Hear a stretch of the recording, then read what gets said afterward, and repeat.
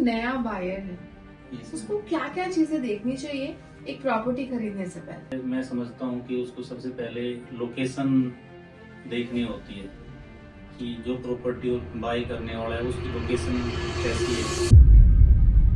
Sir, आपके पास अभी कौन कौन से प्रोजेक्ट्स हैं? आप बायर्स को क्या अभी दे सकते हैं? मानेसर वाला जो प्रोजेक्ट है बहुत ही अच्छा प्रोजेक्ट है, बहुत अच्छी लोकेशन पे है और बहुत अच्छी पेमेंट प्लान के अंदर आया है। दूसरा मैं कहूँगा कि MR इंडिया भी एक नया प्रोजेक्ट लेके सेक्टर 86 में। आज हमारे प्रॉपर्टी बाइट में श्रीराम रियल एस्टेट से मिस्टर महेंद्र सिंह आए हैं, तो welcome to our show sir. Thank you आपका मैम। बहुत स्वागत है हमारे शो पे। तो सर और सर प्रॉपर्टी में एक्सपर्ट है, तो सर हम आज आपसे कुछ सवाल जवाब करेंगे। तो सर स्टार्टिंग में मैं यही पूछना चाहती हूँ कि जो नया बायर है उसको क्या क्या चीजें देखनी चाहिए एक प्रॉपर्टी खरीदने से पहले? जी जी, मैं बताता हूँ मैम आपको। जब भी कोई नया बायर आता है वो प्रॉपर्टी सर्च में लग जाता है तो सबसे पहले मैं समझता हूँ कि उसको सबसे पहले लोकेशन देखनी होती है कि जो प्रॉपर्टी बाई करने वाला है उसकी लोकेशन कैसी है। आसपास डेवलपमेंट है, आसपास चौड़े रोड हैं, हाईवे है, स्कूल है, कॉलेज है, हॉस्पिटल्स है, ये सारी चीज लोकेशन में आ जाती है। तो ये सारी चीजें हैं तो इसका मतलब लोकेशन अच्छी है। और लोकेशन देखना सबसे पहला काम है नए बायर का। दूसरा मैं समझता हूँ कनेक्टिविटी। कनेक्टिविटी का मतलब है कि हम शहर से किसी रेलवे स्टेशन से, एयरपोर्ट से कैसे कनेक्ट हो रहे हैं, तो वो हमारी कनेक्टिविटी के हिसाब से भी शूट करनी चाहिए जो नई प्रॉपर्टी है। तो नंबर 2 कनेक्टिविटी का आता है। इसके अलावा सबसे पहले थर्ड नंबर पे मैं समझता हूँ कि हमें अपना बजट तैयार करना होता है किसी प्रॉपर्टी को लेने के लिए कि भाई वो बजट के अंदर हो। हमें अपने इनकम सोर्स को रेडी करना होता है या अपने आप प्लानिंग करनी होती है जो मेरा इनकम सोर्स है वो क्या अलाउ कर रहा है कि भाई वो उस प्रॉपर्टी को परचेज में कर सकता हूँ। तो इसके लिए मैं कहूँगा कि हमें एक की बजाय 2 इनकम सोर्स रेडी रखने चाहिए।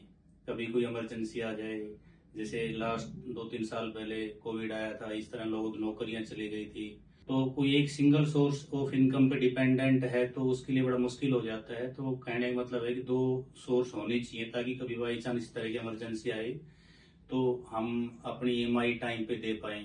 इसके अलावा आता है कि जो प्रॉपर्टी हम देख रहे हैं उसका जो डेवलपर्स है उसका ट्रैक रिकॉर्ड क्या है। ट्रैक रिकॉर्ड का मतलब है कि उसने पास्ट में जो प्रोजेक्ट दिए हैं वो प्रोजेक्ट टाइम पे डिलीवरी करे हैं नहीं करे हैं, ये उनमें तो बहुत जरूरी है सर, जी। ट्रैक रिकॉर्ड चेक करना। क्योंकि बहुत जल्दबाजी, कुछ जो बायर जल्दबाजी में प्रॉपर्टी को डिसाइड करते हैं उनके साथ यही बुरा हाल होता है, वो बाद में परेशान होते घूमते मिलता हैं। ही नहीं है वो वो प्रॉपर्टी। हाँ, वो कई बार डेवलपर मार्केट से गायब हो जाता है।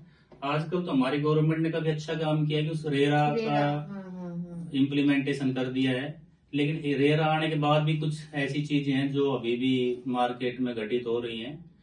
तो बायर को सबसे पहले अपना रेरा से अप्रूव्ड प्रोजेक्ट देखना चाहिए, डेवलपर का ट्रैक रिकॉर्ड चेक करना चाहिए कि भाई उसने टाइम पे डिलीवर करा है और क्वालिटी वाला प्रोडक्ट डिलीवर किया है। इसके अलावा हमें बैंक को भी चेक करना होता है कि हम जो लोन लेने जा रहे हैं वो सरकारी बैंक हो, उसमें थोड़ी सी डॉक्यूमेंटेशन ज्यादा होती है। बाकी सरकारी बैंक का रेट ऑफ इंटरेस्ट होता है वो हमेशा बहुत कम होता है और वो सही रेट पे टाइम पे हमें लोन प्रोवाइड करवा देता है। इसके अलावा मैं बात करूं बायर को जो प्रॉपर्टी देखने जा रहा है उस तो आसपास का जो डेवलपमेंट है, जैसे कोई इंडस्ट्रियल एरिया है या वहां का आसपास कोई नेगेटिव पॉइंट तो नहीं है, कोई गंदा नाला हो, इस तरह की चीजों को अवॉइड करना चाहिए। क्योंकि जल्दबाजी में बायर परचेज कर लेते हैं, टोकन डाल देते और बाद में उन्हें पता लगता है कि भाई प्रोजेक्ट के आसपास तो कोई गंदा नाला है या इस तरह की सारी डिस्टरबेंस होते रहते हैं या कोई। जल्दबाजी में मत करो कोई भी काम। हाँ, जल्दबाजी में करने का काम नहीं है प्रॉपर्टी लेना। तो वैसे तो आजकल के बायर काफी एक्टिव हो चुके हैं इन चीजों में, सारी चीज देखते हैं, बट फिर भी कई बार वो जो डेवलपर्स है इस तरह के ऐड निकालते हैं, फटाफट काम कर दे, फटाफट टोकन डाल दें। जल्दी और कहते लिमिटेड ऑफर है। हाँ, लिमिटेड ऑफर है, लिमिटेड टाइम के ऑफर है। इसके चक्कर में जो कुछ बायर्स हैं वो उनके चक्कर में आ जाते हैं, वो अपना अच्छा मेहनत का जो पैसा है वो गलत चीज में इन्वेस्ट कर देते हैं। बाद में 2-3 साल बाद, 4 साल बाद जब प्रोडक्ट डिलीवर होता है तो उन्हें पता लगता है कि तुमने क्या क्या प्रॉब्लम, हाँ क्या क्या प्रॉब्लम थी, गलत डेवलपर के हाथ में पैसा डाल दिया होता, तो उस तरह की चीजें आती हैं।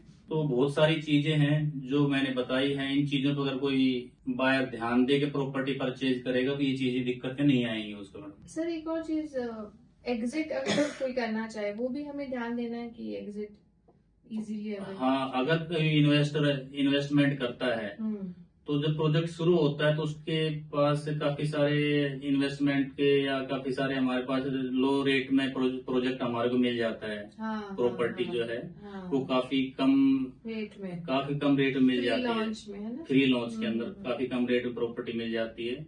जैसे जैसे प्रोडक्ट डेवलपमेंट होता है, फर्स्ट फेज में आता है या उसका जो है कंस्ट्रक्शन इंक्रीज होता है, बढ़ता जाता है, उसके हिसाब से उसके रेट बढ़ते जाते हैं। तो अगर हमें एग्जिट करना हो तो हम आफ्टर 1 ईयर एग्जिट कर लेते हैं, तो उसमें हमें 10 से 15% का जो है इंक्रीमेंट मिल जाता है। सर जो आपने बहुत ही इम्पोर्टेंट हमें पॉइंट्स बताए हैं, तो ये दोनों के लिए अप्लाई होते हैं, जो इन्वेस्टर हो या फिर कोई बायर हो, एंड यूजर हो, मतलब दोनों को ये सब चीजें देखनी चाहिए।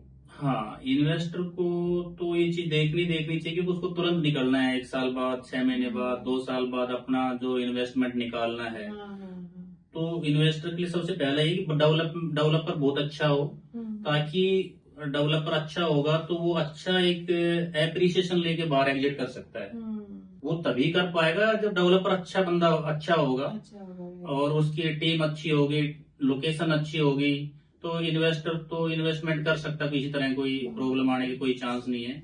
रही बात एंड यूजर्स की, तो एंड यूजर्स का मैं कहूंगा कि जो रेडी टू मूव जो प्रोजेक्ट है उसी में इन्वेस्ट करे, क्योंकि उससे उसका टाइम बचता है। वो अपनी प्रॉपर्टी का जजमेंट ले सकता है, प्रॉपर्टी कंस्ट्रक्शन क्वालिटी कैसी है, लोकेशन कैसी है, कहीं सीलन वगैरह का प्रॉब्लम तो नहीं है, सिक्योरिटी का प्रॉब्लम तो नहीं है, आजू बाजू में जैसे मैंने बताया कि शोर शराबा है या कोई गंदा नाला गया हुआ है, तो उसे पता लग जाता है। तो उसके पास वो काफी सारी हर्डल से बच जाता है। अगर रेडी टू प्रॉपर्टी में जो बायर जाता है वो काफी सारी हर्डल से बच जाता है। तो मेरा सजेशन यही है कि जो एंड यूजर्स है उसको रेडी टू मूव प्रॉपर्टी पे ही जाना चाहिए। सर एक और चीज, सवाल आपके लिए कि कई बार अगर सपोज कि बायर के पास पैसे हैं 3 बेडरूम के लिए भी और 4 बेडरूम के लिए जी, तो क्या वो सोच रहा है कि किस पे मुझे ज्यादा रिटर्न मिलेगा, तो आप क्या सजेस्ट करते हो, किस पे जाना चाहिए? बिल्कुल अच्छा क्वेश्चन किया मैम आपने।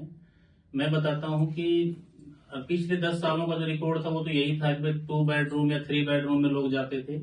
बाकी जब पीछे कोरोना महामारी जो आई उसके बाद लोगों की जो विचारधारा है वो 4 बेडरूम पे शिफ्ट हो गई है। उसका रीजन ये है कि आफ्टर कोरोना कुछ लोगों की जो जॉब से वो घर से अपना काम करते हैं, वर्क फ्रॉम होम से करना शुरू कर दिया। तो वो जब वो घर पे रहते तो उनको एक सेपरेट रूम चाहिए होता है काम करने के लिए विदाउट डिस्टरबेंस। दूसरा रीजन ये है कि आजकल जो बच्चे हैं उनके लिए स्टडी रूम की फैसिलिटी चाहिए, तो एक एक्स्ट्रा स्टडी रूम रहेगा तो उनको इजी लगता है। तीसरा रीजन ये कि आजकल ऑनलाइन का टाइम है, तो हम घर पे बैठे हाँ, ऑनलाइन शॉपिंग का है टाइम, उसमें हम घर बैठे बैठे बहुत सारी चीजों को ऑर्डर करते रहते हैं।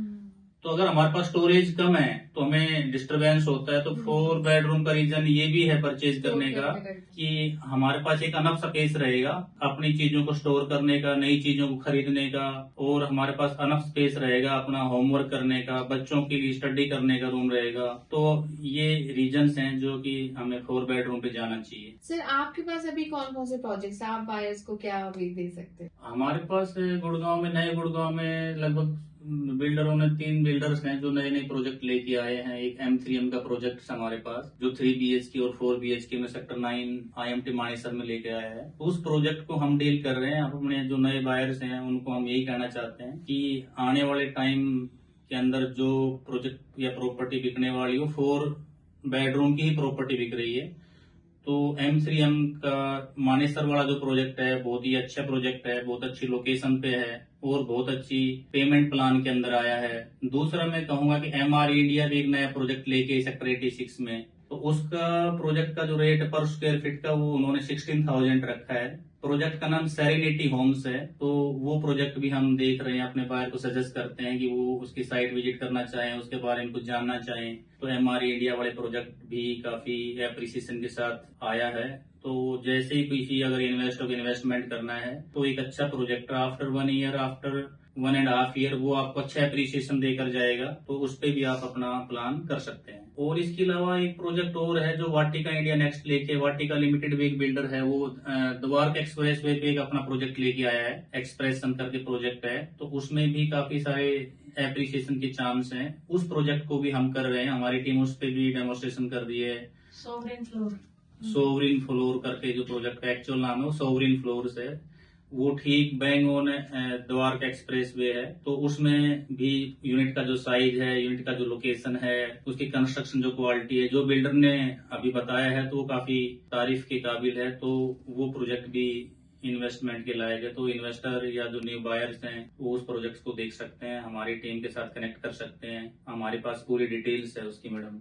और सर आप डिस्काउंट भी दोगे है ना बायर्स? हाँ, डिस्काउंट जो फर्स्ट टाइम बायर्स है तो उसका हमारी टीम की तरफ से, वैसे तो बिल्डर की तरफ से भी होता है, बाकी हम चैनल पार्टनर्स हैं इन कंपनियों के, तो हमारी तरफ से भी उसका 5% का एक सेपरेट डिस्काउंट हमारे जो नए बायर्स उनको हम प्रोवाइड करवाते हैं। तो महेंद्र जी थैंक यू आपके टाइम के लिए, और सर का नंबर दिया हुआ है, तो जो भी इंटरेस्टेड है प्लीज कांटेक्ट करिए इनको, एंड अच्छे डिस्काउंट के लिए और अच्छे ऑफर्स के लिए। Thank you ma'am, thank you very much ma'am.